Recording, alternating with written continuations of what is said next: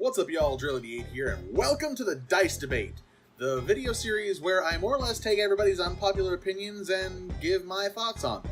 And yes, I understand, before we get started, I am ripping off the Anime Man. But I don't see anybody else doing this, and I thought I could have some fun with it, so let's get started! And don't forget, if you like this video, give a thumbs up, subscribe if you feel like it. I may do more videos like this in the future. I will be using Twitter more often for this, specifically with the hashtag Dice Debate. I post there intermittently with my uploads, so it's a good place to keep abreast of everything. But without further ado,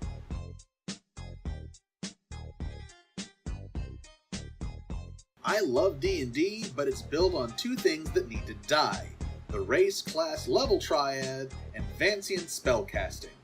You're right and you're wrong.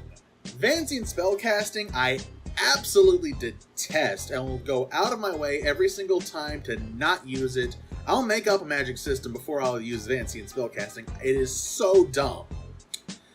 The race, class, level thing, however, there are other systems out there that are more meant for non-linear gameplay. One specifically that comes to mind would be Open Legend, where you can literally just write up whatever you want, and it is more how you build it after the fact, and the fine-tuning of how you use your different word skills in order to get the desired result. But for me, when it comes to Dungeons & Dragons, the whole having the race, class, level is what makes the game fun for me. So, I mean, there you go. Nat 20 and Nat 1 are way too common. If I royally screwed up 1/20th of the time, or went Super Saiyan 1/20th of the time, I tried to do anything moderately difficult, my life would be an 80s sitcom. What we need is D50, or D100, or some new way to calculate success where players aren't becoming imbeciles or gods 10% of their rolls. Okay, there's quite a bit to unpack here. First of all, you're very wrong. If you think that having a D50 or, God forbid, a D100 would make the game better, you might want to get into a different hobby, because that little golf ball never stops rolling. And while I get the idea, I get the where you're coming from with 10% of the time, or well, a 1 in 20 chance of something going really good or really bad, you're forgetting that there's a roll involved. This isn't a ticking down chart of, hey, I've done this so many times and now I'm due for a win or due for a loss. That's not how the dice work. Sometimes you have good days and sometimes you have bad days. And there has been days where I've never rolled higher than a 10, and there has been other times where I got like 5 or 10 crits in a session. So it's, yeah, no, I can't really abide by that. Anything is possible in D&D. If a dwarf flaps his arms, there's a chance he'll fly up a cliff. Why?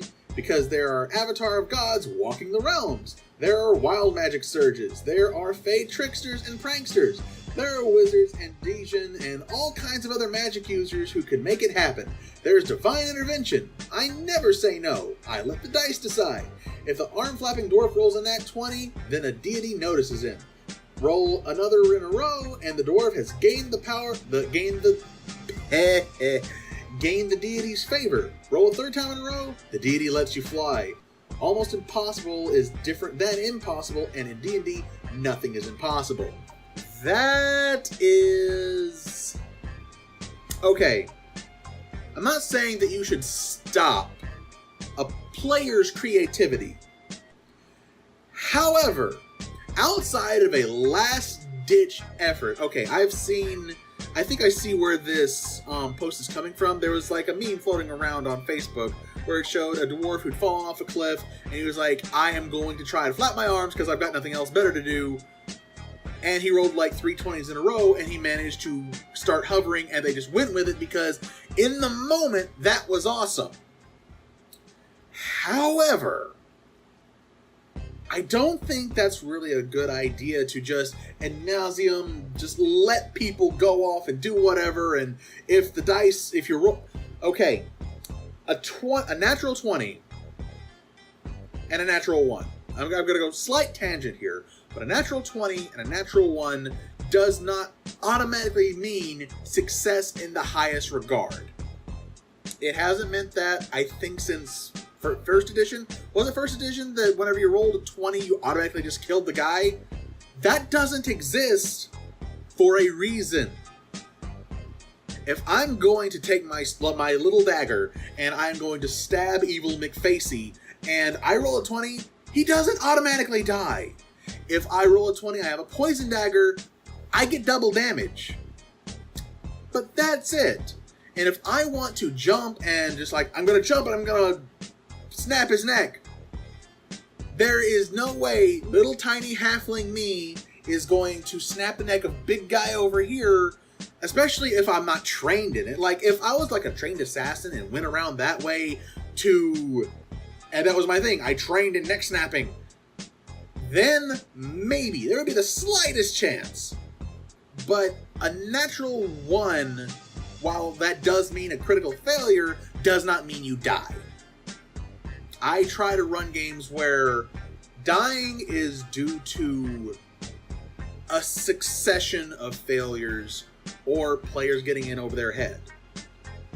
I had one session where my group was in a library and there was exploding bookshelves, and the rogue ended up taking too much damage, getting knocked unconscious, but then there was an AoE attack that hit the rogue while she was unconscious, and she died. And that's just how it goes. It is a series of things. And flat out just saying, oh, well, 20, I win automatically. You can roll a 20, but that does not mean you automatically seduce the barmaid. Especially if the barmaid is just not interested. If you as a DM allow that, that's up to you. I personally don't think that's a good idea, though. Most paladins are lawful good by default, and their oaths should at least be tied to a deity of some sort. Hashtag don't at me. There's a specific reason why I don't play paladins, and it is because I have this preconceived notion of paladins. I hate the goody two-shoes paladin. I hate that character style. It's one of the reasons why I don't care for Captain America. That being said, there's nothing wrong with having a paladin that is not lawful good. I had a lawful neutral paladin, and his oath was to protect the people, and it was not tied to a deity of any kind. And trying to shoehorn paladins into this one wedge is really limited thinking on a creative standpoint of how paladins can be played. I am absolutely an advocate of being able to break outside the mold of class boundaries and even racial boundaries, and for that matter in games. So any opportunity I see to play against type, I wholeheartedly encourage. So yeah, I'm inclined to disagree with you. Unpopular opinion: Matt Mercer is an overrated DM in a mediocre D&D podcast. Okay, couple things. One, even though I don't actively watch Critical Role anymore, and I haven't watched I don't think I've watched it since episode like 20 of season 2 at least, but here's the problem that has sprung up because of the success of Critical Role, is it is the standard that so many new people who have seen the podcast, who have seen the show, that is the standard that they hold everybody to. And while that is a problem, while that is the wrong way to look at things, saying Matt Mercer's overrated, not really. I mean, he is popular, he's a very good voice actor, he's a really good storyteller, and is he overrated? That's an opinion thing, and yeah, that is a very unpopular opinion, and I've heard a lot of people express that they just think he's overrated and just flat out don't like him. I think you're wrong, because in the grand scheme of things, Critical Role has done more for the hobby in the last couple years than everything else has in the years that D&D has been a thing. Critical Role has got, oh geez, how many millions of dollars for their Kickstarter to animate their show? That proves that they are, if they're not mainstream, then they're the closest thing to mainstream that D&D is going to get for a very long time. Do I think they should be the standard? Absolutely not. I wholeheartedly encourage other people to watch other DMs, play in other games, run different kinds of games, because that allows you to grow your own DM style. Beholden to a single person as your only reference is only going to set you up for failure, because you're setting yourself up for limits you cannot reach and expectations you can't hold. But yeah, no, you're wrong. He's not overrated. There are too many PC races now, and some of them are edgelord bait. I roll my eyes every time someone wants to play a chaotic neutral tiefling. No, you're wrong.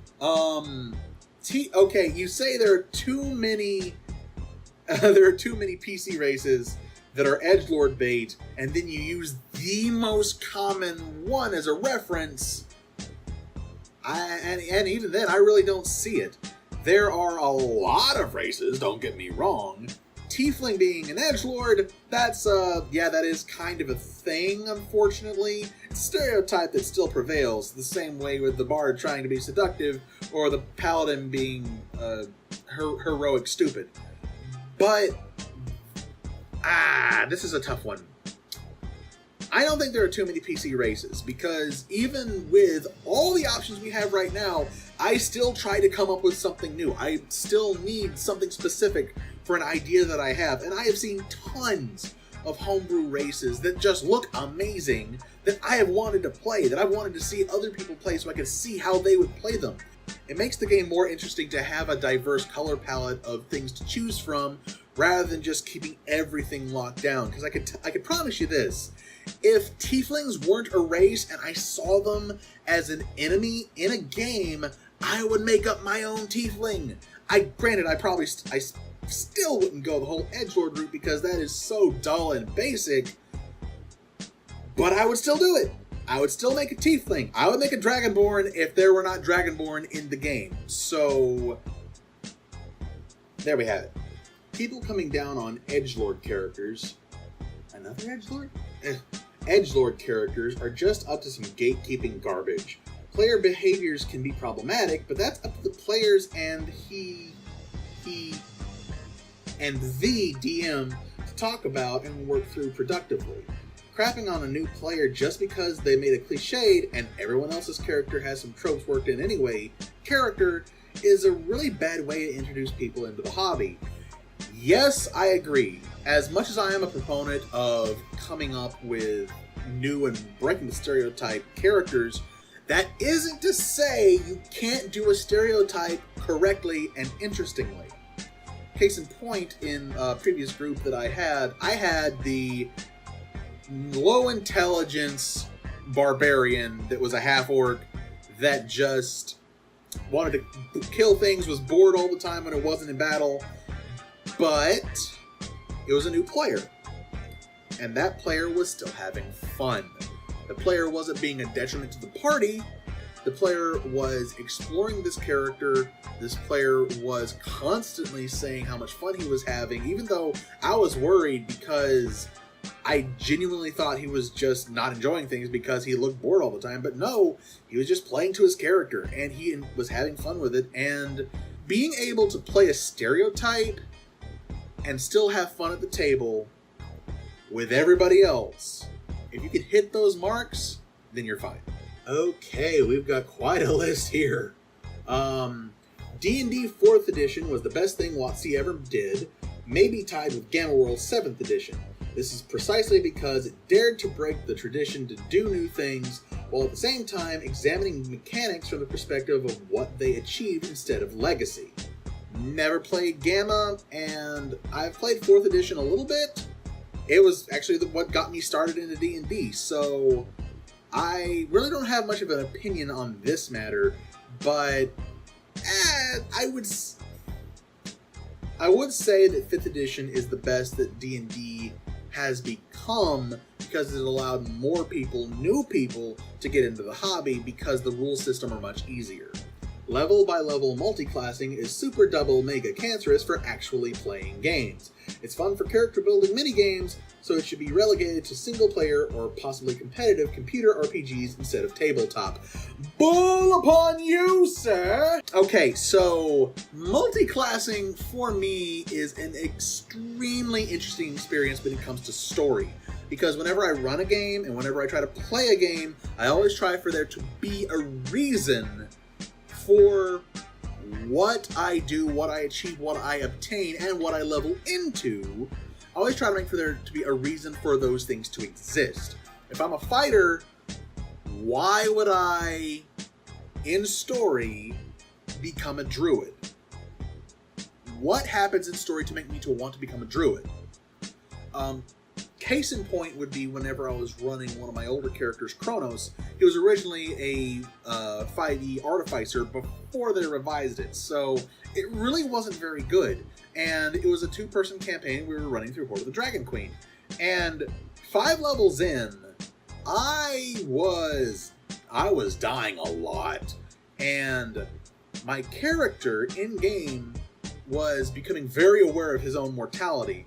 So what he wanted to do from a certain point, he wanted to start training. He wanted to start getting stronger. He wanted to start becoming more resilient and not just tinkering on stuff. So he started to train to become a fighter.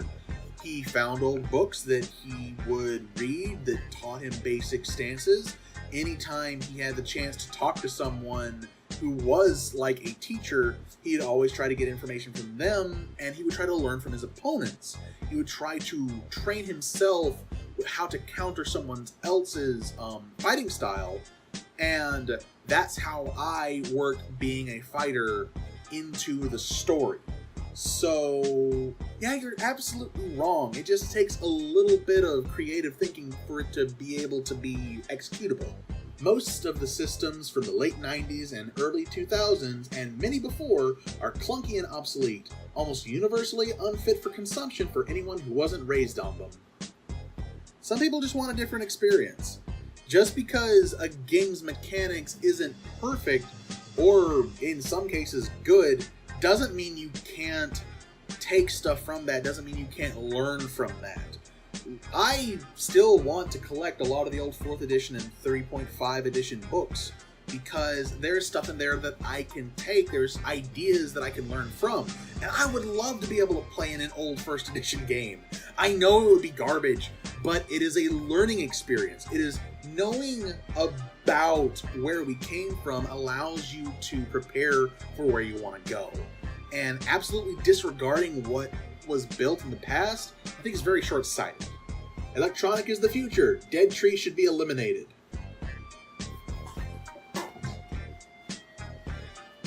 I would like to have a word with you.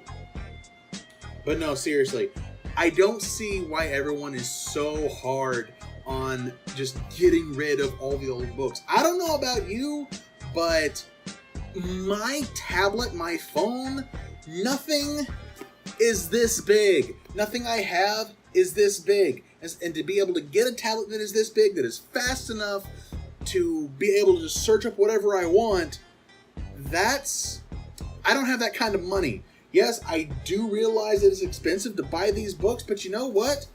They're well worth it. It is something that I'll be able to pass on to someone else if they want to try to find something. I also have a bunch of stuff downloaded on my phone, on my computer, that allows me to have backups, but there's nothing like having a book in your hand to be able to find something. I'll be looking for a single thing, and I'll be flipping through it, and I'll find something else in the process. I'll find something else that I can use, something else that I can utilize in the situation. And getting rid of that is dumb. Your homebrew is bad. I know! And that's pretty much it for this video. There was a lot more questions that I could have read, but honestly, a lot of them repeated themselves, and some I just didn't quite really have an opinion in. I didn't want to just say, I don't know.